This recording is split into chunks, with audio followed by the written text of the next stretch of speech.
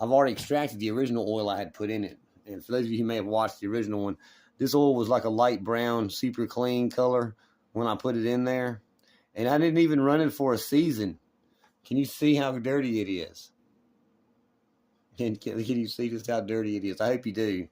It's jet black. The oil looks like that after just running it. That day you seen me get to the Green Murray run in the other video. If you haven't watched it, I suggest you get back and check it out.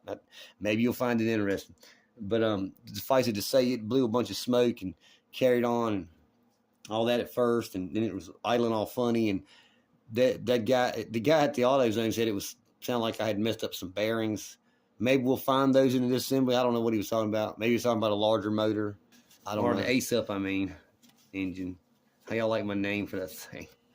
I was like, what can I call it? So I called the Ace. It's like Ace Up, Murray, and Craftsman, trying to roll them into one. And the best I could think of, because other combinations of those words was ridiculous and didn't make any sense. And I was like, well, this one's sort of like you could think of it as a brand name, I guess. The Ace Murrayman. I wanted to say Murrayman, but that's too much of it. I was like, Merman, Ace Merman mowers. Yeah, that's it. Silly. But the goal is to do like we did at Frank's, but in this time around, hopefully I can spend more time studying it and all that at my own leisure instead of having to, come home and stuff. And I just left all the old one out there because it was, it's a big mess. So we're going to start by taking the shroud off like we usually do.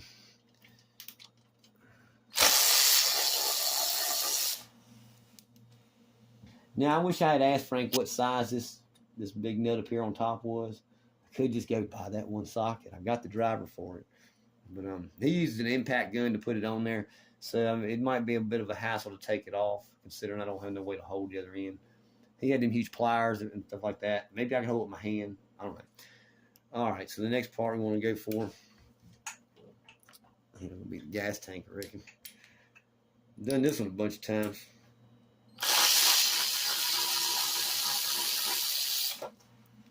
And hopefully not talk you to sleep, because that can happen.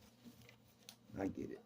You want fast content. You want something that you can watch in a few minutes and go on about your business. I got it.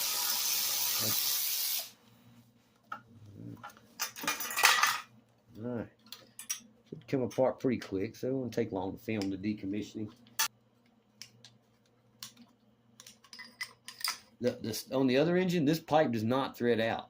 Frank's is just made that way. It's made to not come out.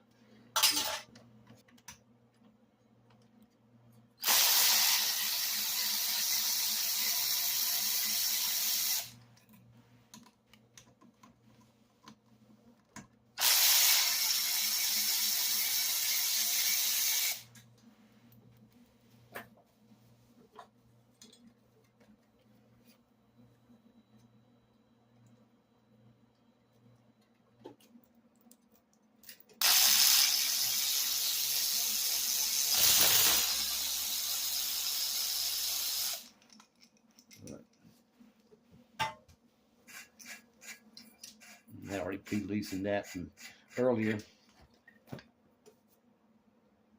I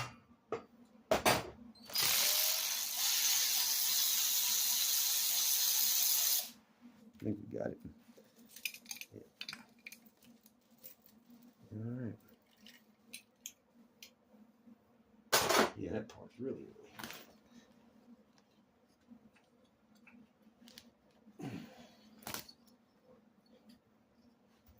Damn. Frank put him down, didn't he?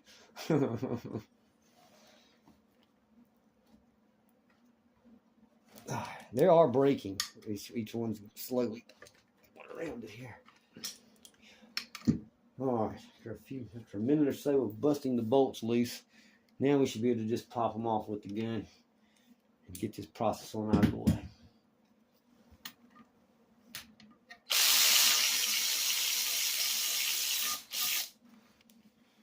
And there we are. Once again, it's got a good seal.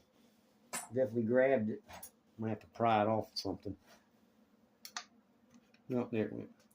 Not too bad. Just like that, it was getting filthy again. So whatever's happened in this engine, it must be pretty dirty on the inside. So much buildup forming that quick. Remember, it only ran for a month. Like, I think I got it to run for a minute or so, and I would cut it off and stuff. And It just basically got to where it didn't want to work. I see why. It looks like something was very wrong with something inside of it. I'm assuming a seal's gone somewhere. There shouldn't be this much oily buildup on the surface of this plate that quickly. I mean, but after one mow, this thing would have been coated. Would have been absolutely just devastated with oil. Just blackened over like we seen it originally. It's almost like it was on like I hadn't done anything to it. And there's the seal. It's probably junk now. So there's money down the toilet. You're welcome, stranger. I gave money too for this thing.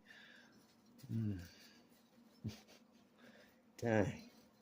What a waste of perfectly good gasket. I've got another one.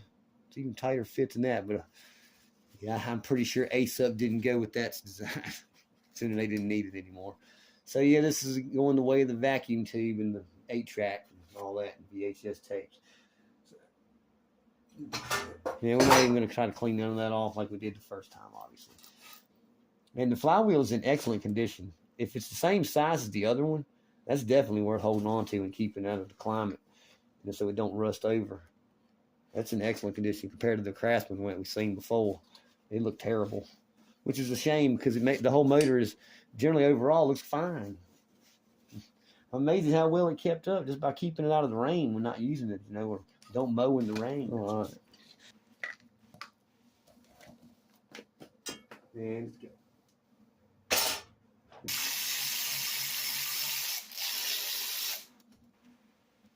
Oh, yeah.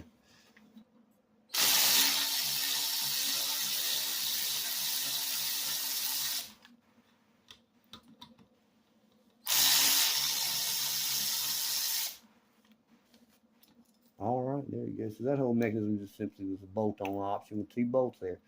Nothing scary at all, huh? And that's what was going on underneath it. It went over, in this case, it was going to, okay, there's its wire contact right there.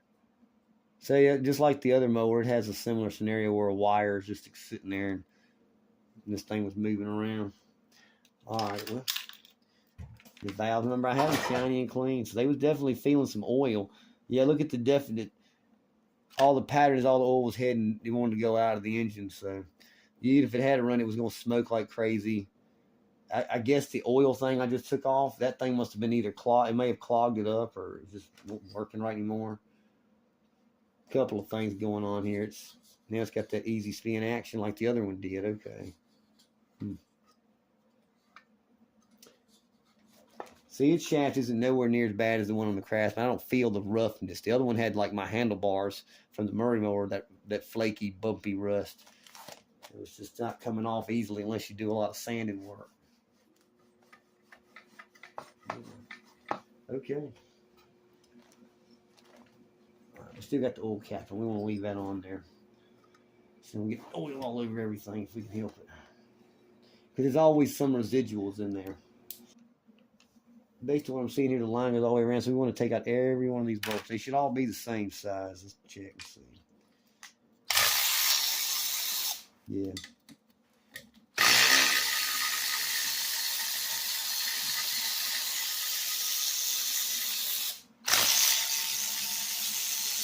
Got the hammer out. And the last time I tried to do this, I didn't know I was supposed to tap on it and get it out. And I tried using one of the magnetos to kind of tap on it before I cut off my other recording, but it didn't do anything. So this ought to knock it right off. Let's see. There you go. Let's watch it.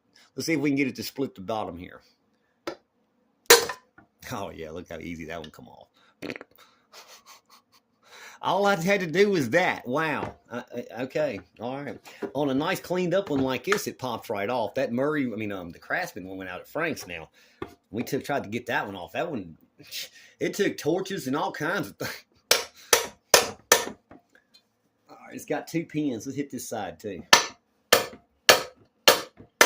It's coming off. I see it moving. I didn't expect it to just fly off. It would have been nice. But only a brand new one probably does that. Anyway, I wonder if I do this. Damn. You gotta give her hell. Make you go deaf. Holy crap.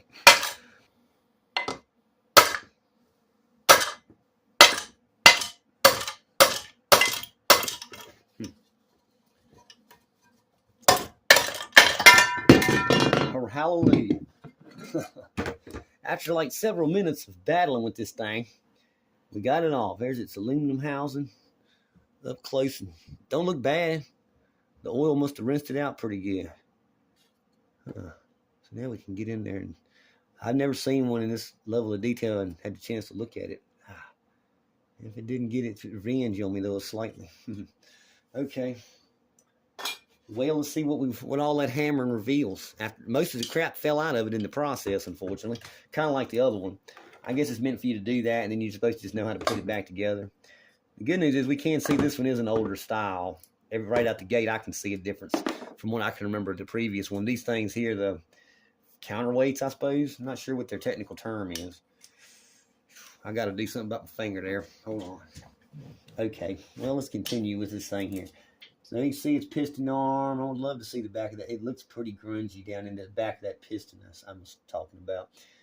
Maybe this time I'll be able to get these bolts out. Let's check them out. They turns this way. All right, well, that's kind of how we had the other engine too, I believe. So, all right, so there's where its lifters would go. I've never had one I could tear apart before. That was always in service. And the other one's out in the yard. It didn't dawn on me to go do it, but I never realized just how fascinating it can be. Yeah, you can see it. Okay.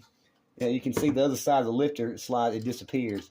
Just a little bit of that sticking out. So it doesn't take much, but that's all. Okay, there you go. I can do it manually now. And that opens. You can see the whole process. Check it out. Hopefully you can get a good view of it. I'm manually activating the exhaust valve. Way further than it probably opens up, but yeah, it only goes like just for a split second. There's the intake valve. So that's what's going on. But what's pushing it? Yeah, well, obviously this spinning contraption here is pushing it. But it's got to use these convoluted mechanisms that fell out. And I tossed them down here. Like the camshaft with its cams on it. Looks very much like the other one. It's also plastic. I guess that was just a way to save some money. They figured, it's not that bad. It can handle. Let's just move with some little push rods. It's fine. I mean, it is fine. You could probably reuse that one in another engine. In fact, this one probably would still be possible to fix it up and clean it up and put it all back together. I'd have to buy some things, obviously, and like seals and whatnot. But without being able to find the proper carburetor and gas tank for it. I still got the original gas tank too. It's just chilling over here with the not so right replacement carburetor on it. But yeah, it'd be nice to just replace it with some kind of modern counterpart and get this engine to go again. I don't know. Maybe my new subscriber Phil, he'd watch it and maybe he'll have an idea. He gave me some sound advice. He said the reason the other one failed, well, he didn't, but he told me to remember that the seals go on the carburetor. I had them backwards. I had the paper seal down on the bottom. And then I put that other seal. I thought you wanted the seal up above it, and that made sense at the time. But maybe he's probably right. Somebody probably done it before, and they do it for a living. Like I say, eventually somebody who does this for a living might come along and see them, and or it has more experience, not necessarily for a living, but just does it for like me, that's learning how to do it as a hobby. But they've done it for longer. So he told me about that carburetor, and I was like, oh, okay. Now I'm not gonna pretend to have a clue as to how this stuff went. I seen this on the other one too. I never did ask Frank how it went. I bet Frank knows how it goes back together. He's done stuff like this before. And if I go get the parts diagram, I might be able to deduce how it goes back together if I really wanted to. But we want to see if we can get it all the way apart. At least get the piston out this time. And unfortunately, I won't be able to get the flywheel off of it. When it's done, though, fully disassembled means that everything comes out of it, including this little arm, which I see how that comes out already. It's done on top, on the outside. Oil's definitely getting out of there now. Okay. I'm wondering. What do you put a small screwdriver through that? Is that how that works? I bet you that's how you do it. I mean, that's the only thing I can figure. You have to have a little small screwdriver or tool fits down in there, and there's a screw on the back of that lets it come undone. That plate, there's a plate on the back of the spring. If you get the plate off, the plate would come off, and then the spring would get just fully sprung. And I assume without the screw holding it in place, then this part here would just simply come out. That's what keeps it in place. And the spring is how it's giving its action. Okay. So that's the only way to get the valves out. I don't think I got anything that can do that. I don't even know what kind of screw it is. I can't see it. I assume it's a flathead or Phillips or something. Maybe it's something totally different. That's beyond my skill level, unfortunately, but that's all right. We're not going to get all that out.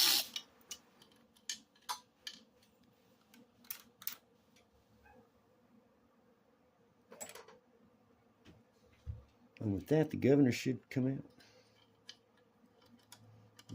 Once it gets disconnected from that pretty good. Or is it attached? Because it's got to get it's got to fit to the flywheel. Has to come off first, doesn't it? It's always something, ain't it? Well, that time this will get enough pain.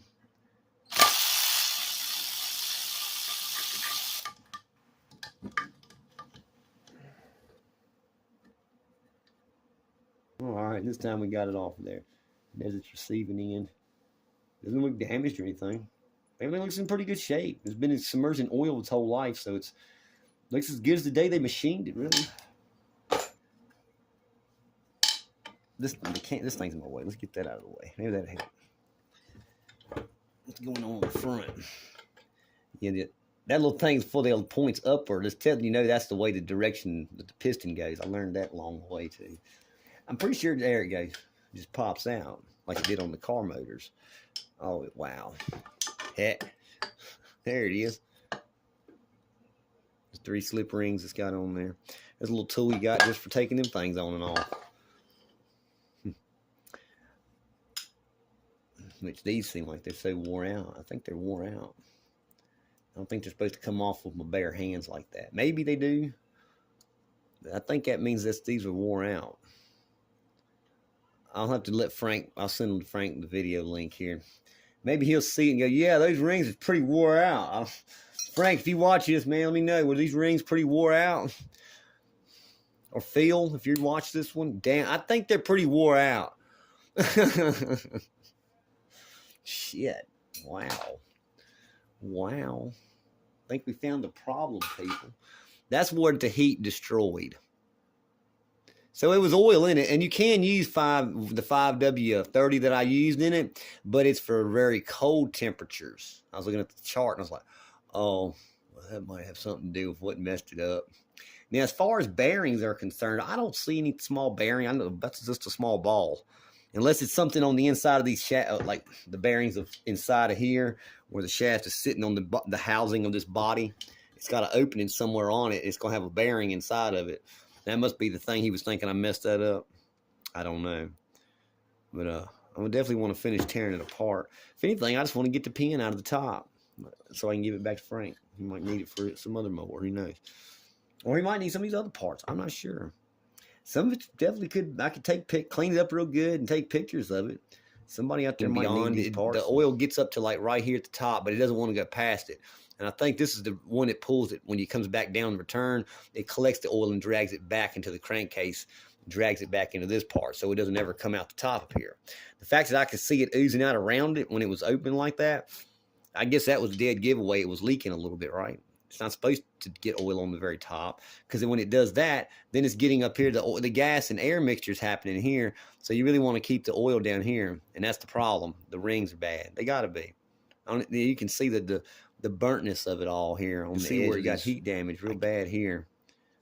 And over here, not so much. I don't know if I don't think it changed the structure any. It didn't get that hot. Like, I mean, it was glowing red. All right, there you go. Well, without additional knowledge on the valves here and how they exactly come out, I'm pretty sure it's a screwdriver. There is enough space to put a small screwdriver in there, or maybe a fitting that goes on these kind of ratchet guns. You can slide in there and put your tool in there, then put I don't know. Or there's a tiny little tool that just put in there and just for that. I don't have that. So, and all I need up here to finish taking this part off and make this whole thing much lighter is this driver for this bolt. And then this whole thing will come off pretty easily. The whole shaft will come out. That's the only way you can change the shaft.